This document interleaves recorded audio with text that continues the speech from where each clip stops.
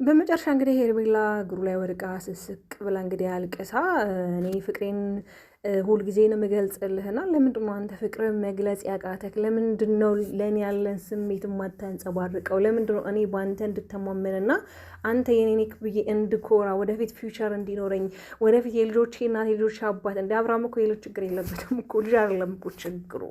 እውነት ሄርሜላ በጣም ሴት እህቶችን ያዋረድሹ። እንዴት በዚህ ያህል ሰው እኮ ለፍቅር ዋጋ ቢከፍልም በእንደዚህ አይነት መንገድ አይደለም። ብዙ እንስቶች ለፍቅር ዋጋ ከፍሏል፣ ግን በእንደዚህ አይነት መንገድ አይደለም። አንድ ባለትዳር ወንድን አይደለም አማለው አማግጠው፣ በተለይ ደግሞ ሚዲያ ላይ የምትመጪው ሀሳብና እያንዳንዱ የምታደርጋቸው ነገሮች ለወሬት የሚያስተምር አይደለም፣ ዝሙት ነው። ምንም ሰው ከአንቺ ሊማር የሚችሉ አንዳችም ነገር የለም። ገብቷችኋል? ሰላም ሰላም፣ የኔ ተወዳጆች እንዴት ናችሁ? በያላችሁ በሰላምና ጤና ፍቅር አፍቼ የመኝላችኋል። ላይክ፣ ሼር፣ ሰብስክራይብ በማድረግ ቤተሰብ እንድትሆኑ እጠይቃለሁ። ሀሳብ አስተያየታችሁን ኮሜንት ላይ ያስቀምጡልኝ የኔ ተወዳጆች። እንግዲህ ሁልጊዜ እኛ ሰላም እንዲፈጠር ነገሮች እንዲስተካከሉ ሁሌ እንጥራለን አይደለም? ግን ደግሞ ልክ አብርሃምና ሩታ ሰላም ሲፈጥሩ ሁልጊዜ የሚፈጠረው ነገር እያያችሁ ነው። ከዚህ በፊትም ብያችኋለሁ። ልክ የሆነ ነገር ሲፈጠር ወይ አቤላ የሆነ ነገር ያመጣል ወይ ደግሞ እሷ የሆነ ነገር ታመጣለች። እስከ ዛሬ አብርሃምን እኮ በተለያዩ አጋጣሚዎች እኮ ብቻዋን አግኝተዋለች፣ አብሮ አድሯል። በጣም ብዙ ኢንጆይ እኮ ያደርጉበት ታይም አለና በዛም ታይም ለምን አልጠይቀችውም እንደሚወዳት እንደማያፈቅራት? እንደገና ደግሞ ከእሱ የሆነ ነገር ሳታይ ነው እስከዛሬ አብረው እየተጓዘች ያለችው አይደለም። ግን ዛሬ ላይ ማስመሰል ለምን አስፈለገ? ዛሬ ላይ በዚህን ያህል ሚዲያ ላይ ወጥቶ መነፋረቅ፣ ማልቀስ፣ ስሜትን ንገረኝ እንዴ! ልጁም እኮ ተጨናነቀ በማለት እኮ ልጁም ስትረስ ሆነ። አይሽ አይደለ ሩታን ጀናን ብላ ቀብረር ብላ ኮራ ብላ ስትመልሽ እንደነበረ ልጁን ከዚህ በላይ አታስጨንቂው። እኔና አብርሃም አሁን ላይ በጣም ቆንጆ ጊዜያቶች እያሳለፍን ነው። ልጁ መጥቶ ያል ከኔ ጋር ቆንጆ ጊዜ እናሳልፋለን። ሰው ደግሞ አብርሃም ድራ የተናገረው ነገር እኔ አሁን ላይ መልስ መስጠት አልችልም። እኔ መልስ በጥሽ የሚፈጠረው ነገር ታያለሽ።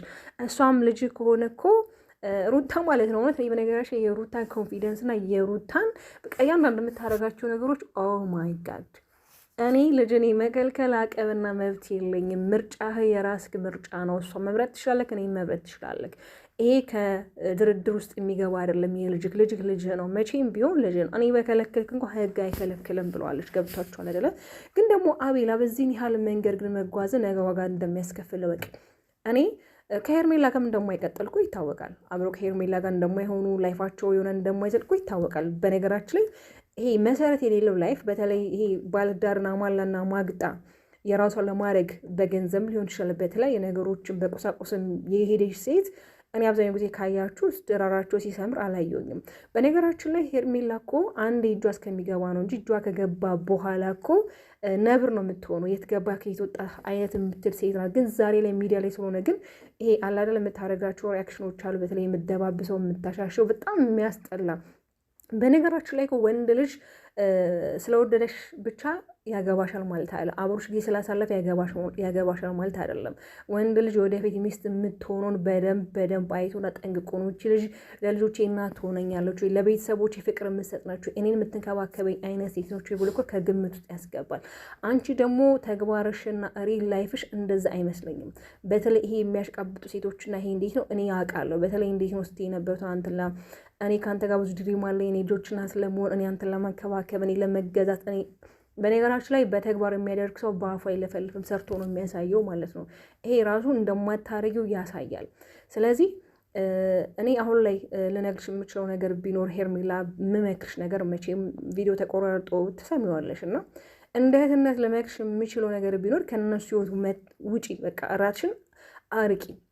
ትላንትና ከሀገር እንደምትወጪ ደብዳቤ ስጡልኝ ብለሽ ነበር ምናምን ነገር ብዙ ሀረካት ፈጥረሽ ነበር። ዛሬ ላይ ደግሞ ጭራሽ እየዬ ስታዩ ባሰብሽና አያላቅም ወይ ደግሞ ከሩቲ ጋር አብሮ ሲሆን ምናምን ነገር ጁስ ይዘው ምናምን በቃ የሆነ የተሰማኝ ስሜት አለ ይመስለኛል። እና ሰሞኑን ደግሞ ከሩታ ጋር ያለው ነገር በጣም ደስ ይላል። ያን ነገር ስታይ አንጨረጨረሽ።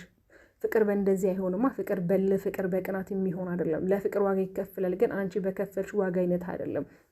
አሁን ላይ ምንም ኒው የሆነ ወይም ደግሞ አዲስ የሆነ ነገር እያረግሽ አይደለም።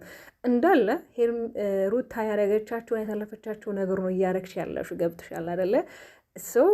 ወደ ራስሽ ብትመለሽ የሴት ነሽ፣ ጊዜሽን ባታባክኝ፣ ክብርሽን በዚህን ያህል ባታወርጂው። ገብቶሻል? ነገ ይሄ ቪዲዮ እኮ ቤተሰቦችሽ፣ ልጆችሽ፣ የራስሽ የምታዩ ሰዎች ያዩታል። ምን አይነት ሴት ነች እውነት ሄርሜላ ወደፊት ላይ ዋጋ የሚያስከፍላት በተለይ ይሄ ዛሬ የሰራቻቸው ስህተቶች ነገ ላይ ምን ያህል እንደሚቆጯት ነገ ምን ያህል ልትጸጸትባቸው እንደምትችል ከራሷ ጋር የተማከረችና ራሷን ያዳመጠችው አይመስለኝም። አሁን ላይ እየታያት ያለው አብርሃም ማፍቀሩን፣ አብርሃም መውደዷን፣ አብርሃምን ከሩታ ነጥቃ የራሷ የማድረግ ፕላንና አላማ ብቻ ነው አይምሮ ላይ ያለው። ግን ይሄ ልጅ አብሯት እንደማይሆን ራሱ እንዴት ውስጧ እንዳልገመተ እንዳልጠረጠረ እኔ በጣም ነው የሚገርመኝ። ማለት አንድን ወንድ ከሌላ ሴት ላይ ነጥቆ የራስን ማድረግ ምን ያህል ሞኝነት ነው እውነት። ያችን ሴት ጥሏት ራሱ አንቺ ጋር ሲመጣ አንቺን ነገ ጥሎሽ እንደማይሄድ ነገ ላይ ከአንቺ ጋር አብሮ እንደማይሆን በምን ታውቂያለሽ? ግን አንቺ ዛሬ ላይ ነገ ከእሱ ጋር ፊቸር ታስቢያለሽ፣ አብሮሽ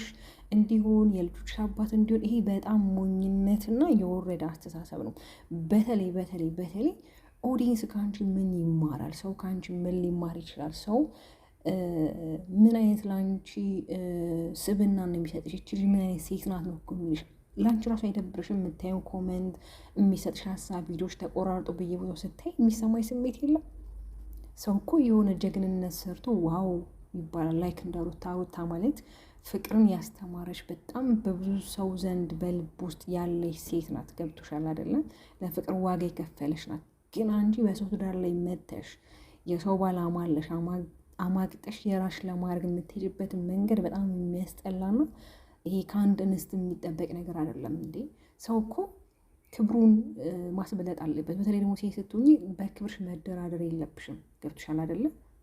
እንዲህ ቢወዱሽ እኮ ምን ዘማን ድሮ ይነግርሽ ነበረ። በቃ ወድሻለሁ፣ አፈቅርሻለሁ ብሎ ይነግርሻል። ላይክ ደግሞ ብዙ ጊዜ አብራችሁ ነበራችሁ ብቻችሁ ማለት ነው። በዛን ታይም እንደሚያፈቅረሽ እንደሚወድሽ መጠየቅ ትችል ነበር። እኔ አሁን ላይ ግን በጣም የምታናድጅ ነገር ለምንድን ነው አብርሃም ከሚስቱና ከልጁ ጋር ሰላም ሲፈጥር አንቺ ውካታና በእንደዚህ አይነት መንገድ እየተፍጨረጨርሽ እየተናደድሽ መተሽ የማይሆን ነገሮች የምትፈጥር? በተለይ አቤል ራሱ ነገ ዋጋ የማይስከፍልህን ነገር ነው እያደረክ ያለው።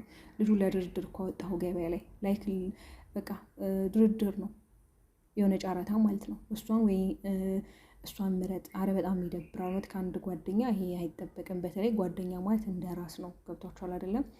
የእሱ ደስታ የእሱ የሚፈልገውን ነገር ካወቃችሁ ቢያንስ እሱን አሳልፋችሁ አሰጡትም።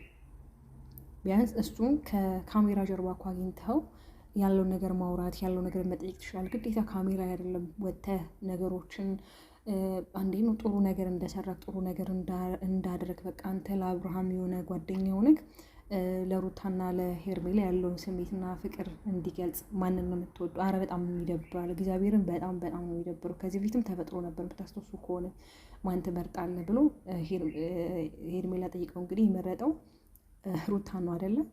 ስለዚህ አሁንም እኮ ውስጡ ያውቀዋል ከሩታ ጋር እንደሚዋደዱ ሩታ ጋር ፍቅር እንዳለ በቃ አይደለ? በምንም ይሁን በምንም አጋጣሚ አብሮነታቸው ማለት ከልዩነታቸው አብሮነታቸው እንደሚበዛ እኮ ያውቀዋል። ግን ደግሞ ለምን በዚህን ያህል መቀስ እንደሆን ካላቅም እኔ እግዚአብሔርን የራስህን ላይፍ ለምን እንደማትኖር በራስህ ጋር ሄደህ በራስህ በሆነ ነገር እንደማትመጣ በጣም ግራ የሚያጋባኝ ሁሌ የእነሱ ህይወት ላይ አንተ አለክ። ይሄ ደግሞ በጣም ሼም ነው። እውነት በጣም ሼም ነው።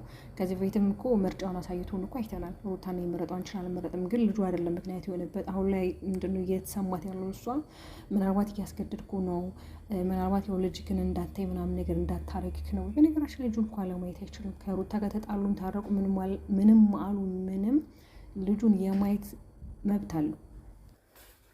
የልጁን ማየት መብት በጣም በጣም አለው። ይሄ ማለት ግዴታው እንግዲህ ልጅክን እንዳታይ ፈርተክ ነው ወይ የሚልም ሀሳብ ተነስቶ ነበር። ልጁን ያለው ማየት እንኳን ማንም አይከለክሉም፣ ለምን ህግም ስለሚፈቅድለት ማለት ነው። እና ለማንኛውም የኔ ወዶች እየተፈጠሩ ያሉት ነገሮች በጣም የሚያስጠሉና ሁሌኛ የምንጠበቀው ሌላ የሚፈጠረው ነገር ሌላ ነው። እና እስኪ ወዶች የምን ተሰማችሁ? ሀሳባችሁ ኮሜንት ላይ ጻፉልኝ። እኔ ግን በጣም በጣም ያሳዘነችኝ ብትኖር ሄርሜላት በዚህ ያህል መነፋረቅ፣ በዚህ ያህል ልጁ ለድርድር ማውጣት አልነበረባትም። ብትወዱ ብታፈቅር ዋጋ ለመክፈል አሁንም ትጓዝ ነበር እንጂ ጭራሽ ለድርድር ገበያ ላውጥታ ማንን ነው የምትወዱ? ከዚህ በፊት ያደረገችውን ደግማ አደረገችው።